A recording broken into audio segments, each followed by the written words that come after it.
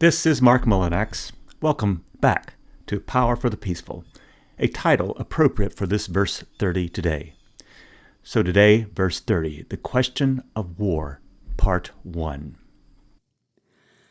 When you listen to the ground and you put your roots down, you can hear what she says if you're listening. When you listen to the ground and you put your roots down, you can hear what she says if you're listening. The sweet sound of the river as she moves over the stones. The same song that the blood in your body sings as it weaves around your bones. When you're listening, are you listening? My teachings are easy to understand and my practices are not strict, but no one understands or practices them in the world. Ching, verse 70. In using the way to assist in managing people, avoid strong-arming anything under heaven. Such affairs easily rebound. Ching, verse 30, Carl Abbott.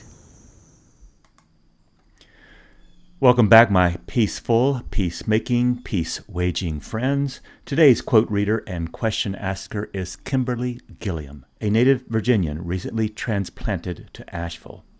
She is a poet, musician, massage therapist, and mother of 3 daughters. In today's verse 30, and also next episode's verse 31, Lao Tzu will make his strongest "war is never the answer" arguments. To make his case, we tread on controversial ground, no less today than in his time. Most anyone could and can still make the arguments that in some rare or most unlikely circumstances, the use of war, whether for offense or otherwise, is necessary. Many might point to the just war theories of Augustine and Aquinas in Western Christianity as foundations on which one could legitimately use weapons against other human beings, even though Augustine and Aquinas believed that every human being was made in and never lost the image of God. But to anticipate Taoism's comeback to what may be the slippery slopes to war that Augustine, Aquinas, and their disciples build, here again, the last part of verse 29 from our last episode, which says quite directly, Sages live simply without overthinking. They reject rhythm-breaking extremes, extravagance, and indulging.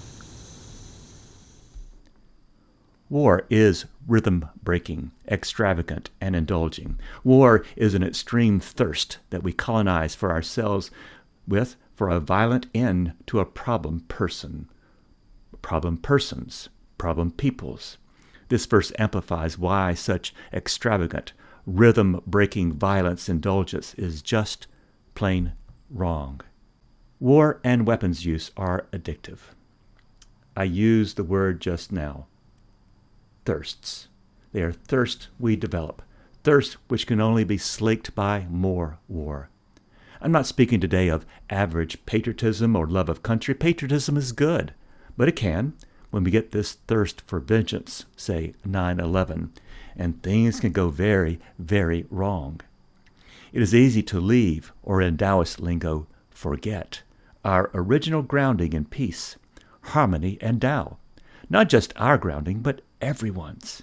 As we learn from earlier verses, we are born with original virtue, virtue that once compromised or forgotten seems to us and to others alien, out of place, or out of touch with reality. So let me reference this back to verse 18. When people desert great Tao, they settle for thinned-out rules. Spiritless concepts of morality and self-righteousness, even shrewdness, arise as substitutes. Patriots and loyal ministers shout out their importance only when they feel that decay threatens their nation. I want to be clear and upfront from the first. I am not a gatekeeper to Taoist orthodoxy. There are multiple opinions, some of them historically accurate, about what constitutes a good Taoist understanding of violence and its uses. I, just one person, understand Lao Tzu saying here that recourses to arms are never, as in not ever, Taoist options. I say this to become conversational with you, the class. Let me put forth what I understand this verse to be saying, and then please let me know what you think I've missed. The consequences of this verse's interpretations are enormous. Here's the verse. Verse 30, proportionate action. Rule with Tao and you lose the need for military stratagems. Learn how causes and effects are proportionate and why military strength quickly boomerangs on you. Wherever armies pass, they leave behind only harvest of entangling briars. After their campaigns, what is left? Only misfortunes and famine. The good strategist understands as she does the balance of cause and effect, cooperates with Tao only to do just enough to accomplish her goals. Then she stops. She does not over-tighten things to get results. She does not practice arrogance to accomplish. She does not need violent means to underwrite peace-minded ends. Non-Tao practices end in quick decay. No future here. Is Taoism pacifist? Not explicitly pacifist. No Taoist text I know of ever says, no war ever. Many of Tao's key principles, however, inescapably support a thoroughgoing peace from inside out to outside in, from bottom to top, side to side, across time, all the time, everywhere.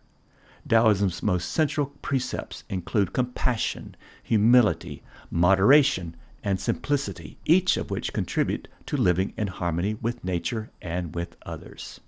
Such precepts are what Taoists lead with, because this is what they love. Because what we love, we lead with. Taoists, like all of us, put the thoughts of all they love and practice into what they are and actions they do. With our thoughts, we make the world, said the Buddha.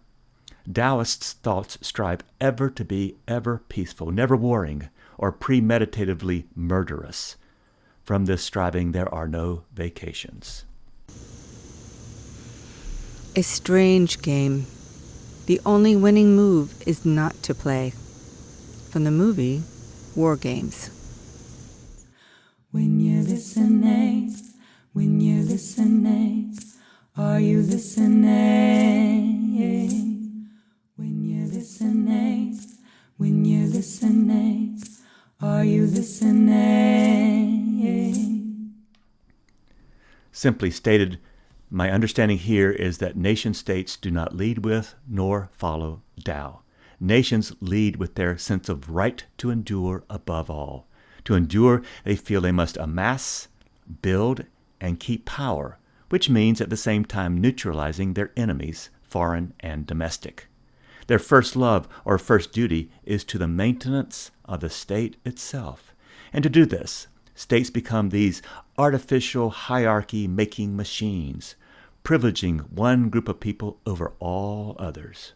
War and violence are never off their tables as state-sponsored actions.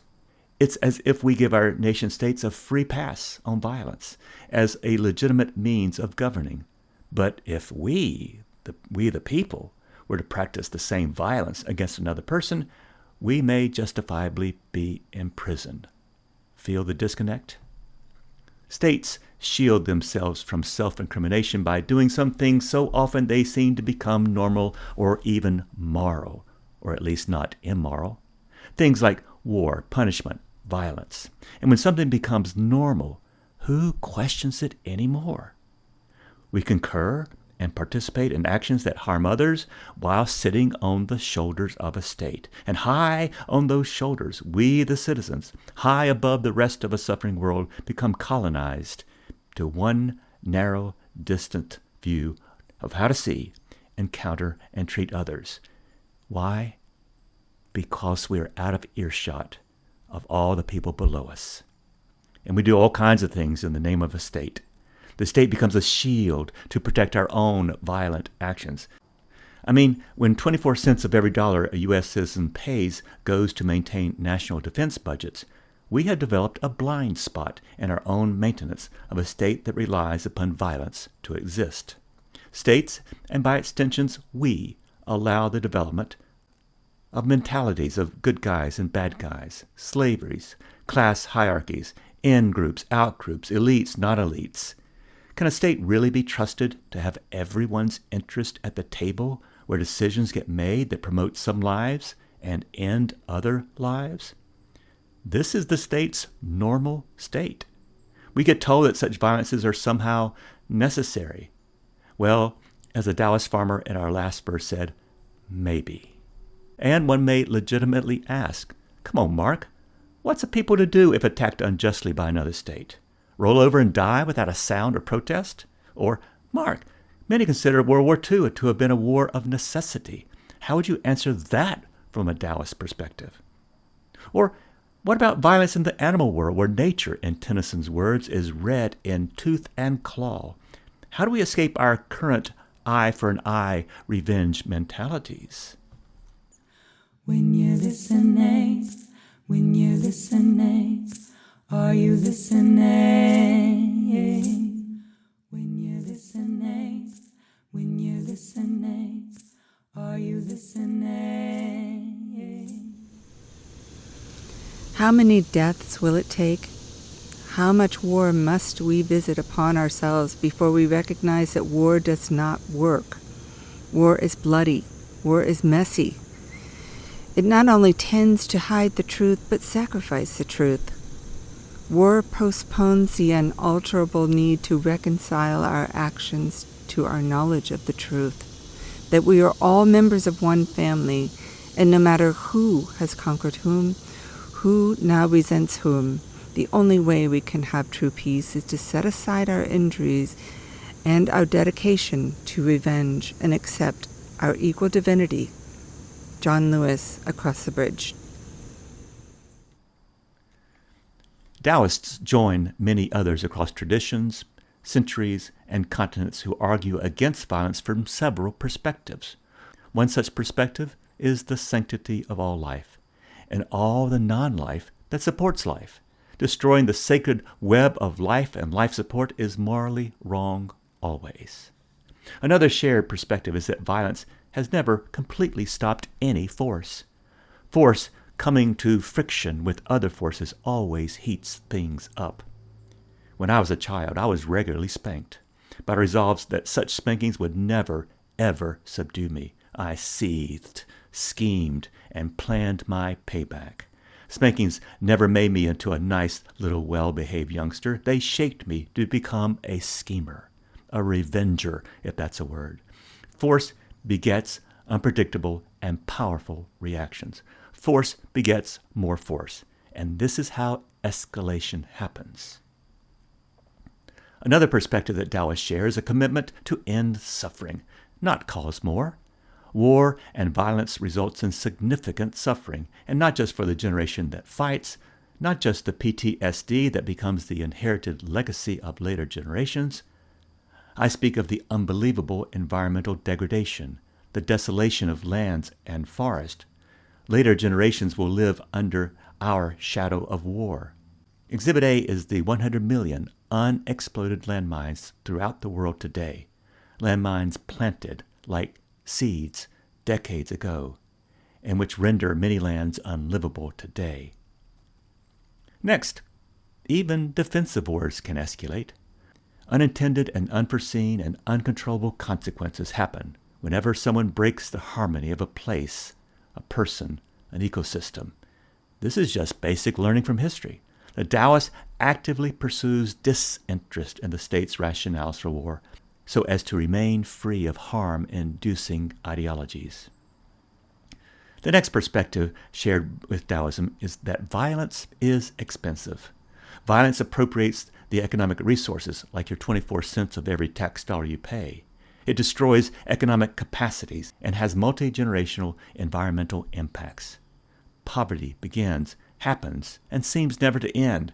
The tide of harmony that should lift all boats becomes interrupted by rhythm breaking its streams, extravagance, and indulging in violence's fantasies. Another perspective to consider soberly is the animosities that get stirred up, that stay stirred up for generations, and when turned into grievances by some populist leader, they come to dominate future states' actions to no good ends. Imagine yourself colonized by some ongoing, never-ending hatred or instability caused by someone saying you should, and that is right and moral to, hate. How does that end? Now imagine a whole people or civilization with the same ongoing instabilities caused by hatreds, attitudes, and grievances. How does one break that cycle? Taoists, like many others, are dedicated to proactive diplomacy and cooperation to prevent or lessen conflicts and high emotions in the first place. They would rather build structures of peace than weapons to end that fragile peace. Bridges, not bridge destructions. And let us remember this historically. Tao Te Ching was written first and heard in a very difficult time in China, its warring states period. Lao Tzu, a state archivist and most likely a close reader of history, saw so much potential wasted in his day. Thus it may be that his dedication to counter-cultural ways of peace, to dampening one's ego, and to leading by serving, these were ways that he and people like him learned to distrust government's moral right to hand out military marching orders. So Lao Tzu taught how individuals can and should take responsibility for their own actions and resist all participation in unjust systems.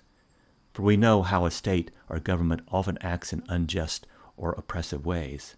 Lao Tzu sought a virtuous stance, the sanctity of an individual conscience in the face of such injustices.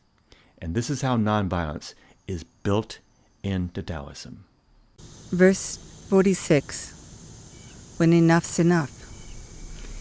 When the world syncs with Tao, horses live on farms. But in a world out of sync with Tao, horses train for war in the cities. So Taoism against all war. That's its worldview. While Tao Te Ching does not elaborate on warfare's conduct specifically, its opposition is implied everywhere by its worldview. Taoists advocate non-activity or non-intervention, Wu Wei. Whoever acts, harms. Whoever seizes, lets things slip. Therefore the sage does not act and causes no harm. She does not seize, and so does not let things slip. There's this general rule about human nature. We sow our passions into all we do. That which we love or hate, we sow into and grow into them with our passions. If we are enraptured with violent means, violent stories on the news, conflict, these violences will show up in all we do. If we're in love with virtue, Te, and its path, Tao, then virtue is our leading character in any situation. Taoism seeks to find the compassionate best in every situation or context. That compassionate best, by definition, excludes war, defense, violence, and subjugation. When you're listening, are you listening? When you're listening. Someone is sitting in the shade today because someone planted a tree a long time ago. Warren Buffett. Violence is a quick fix to a long-term problem. Violence is not a fine tool, but a blunt instrument. The Taoist takes the long view, the real long view, to bring compassion to a situation. Long-term solutions take generations to implement because the violences and inequalities that breed them took generations to develop. Now, the Taoist is not likely to be some famous or obvious force for peace, never some outraged war protester on the news. No, Taoists are more likely to place themselves like a stone in the stream, to alter just a tiny bit the flow, force, and direction of the water, so that downstream a different but quite invisible energy or force comes into play. This is what taking the long view means. Have we the wisdom and the patience? One counter-argument against Taoist nonviolence is, as I mentioned, nature herself, which seems red in tooth and claw. We've all seen the nature programs with seemingly kill or be eaten mentalities. Some of the killing is by the alpha male to maintain his instinct-driven dominance, to pass only his genes to the next generations. True, but why? Does the alpha male operate out of ego or biological instinct? There is a difference. With ego, one operates only from a self-alone perspective. That is, to promote only the self, which quickly boomerangs and into second, third, and fourth best virtues, a veritable slippery slope of transmogrifying from one's original virtue to following untrue stories about ourselves and others. Choosing to lead from one's original virtue, or to lead from lesser virtues, ego values, that's a choice. But an animal? What kind of choice have they if they're operating from instinct? We may call animals mean, but really? Is it not us who are mean first and then project our own meanness onto those actions in animals that mirror back to us what we already are? A Taoist may not be able to stop a war, but they can, I have to believe, that by wisely positioning themselves in society, they can prevent so many future conflicts. Let me get a bit controversial here, but also speculative. Most folks agree that World War II was a good war, a necessary conflict that ended German and other Axis powers' aggressions and their pogroms, holocausts, invasions. And most people felt that there was a clear and present danger from these, and direct action was needed. Yes. However, you're an intelligent class who can entertain an alternative explanation. Can you see how the seeds of World War II were sown long before, in the lead-ups to World War I and its so-called peace agreement? Colonial aspiring powers were carving up the undeveloped worlds of Africa and South America. World War I did not fix, but only exacerbated these aspirations. Additionally, the perpetrators of the worst aggression, Germany, was severely hamstrung economically, embarrassed on the world stage, and the demeaning conditions it was forced to face in the 1920s perhaps led to a Nazi state of the 1930s. Lesson: every action or reaction today has a long history. Seeds for war in 1939 were sown many years, even decades or longer prior. A Taoist seeks to understand how such seeds get planted in the first place and then grow, but she also seeks to be an agent of slow change. That would be like the pilot on the Titanic, always anticipating trouble, seeing consequences where others may not, and who would steer his ship away from the iceberg sooner. That's a Taoist position. That's a Taoist job. Anticipate, and then position oneself like a stone in the river, slowly altering the course of events so that extremes in governments or their policies are nipped in the bud. You may call me naive, but you can demonstrate this very truth yourself. And this is our homework. In your own family, at your own workplace, in your own web of relations, you can wisely observe the flows of goodness and love and cooperation, and you can wisely detect those pinch points where discord happens. But can you not wisely, patiently soften, dilute, and even wear down these tight spaces, these resistances like water can? Most of these solutions you bring will not act. They're not cause reactions. But you'll be like a weather-making force for virtue, te, on the way, Tao, to less violence and more peace. So be like water, or a stone in the water, perceptive, discerning, wise, quiet. I'll bet you can change a difficult situation just by not doing as usual, not reacting as usual. Let me know of your successes or difficulties. I am invested in this homework myself and could use some companions and encouragers. And now, our question from Kimberly. I'm curious what Taoism has to say about personal relationships. Relationships with a partner, relationship with family members. I think Taoism has almost infinite capacity to inform relationships. As you probably know, relationships have a right time, right place rhythm that can easily get skewed. So how do you unskew it? Well, one way you can do it is wait. Or another way is you can learn from past mistakes, which we all have. Can I get a witness? That we all learn from those past mistakes about, things that we really don't need to repeat. And this is a actual practice of Wu Wei, which I call the right time, the right place for everything. And Wu Wei is not doing, although it can be that, but it's wise action. And I think you can practice wise action in the moment by remembering who you are, remembering maybe past mistakes, but also, and this is important, trusting yourself that in that moment, you're going to be doing the right thing. And if it's the right thing for you, and maybe not the right thing for the other person, then you've got something you can talk about.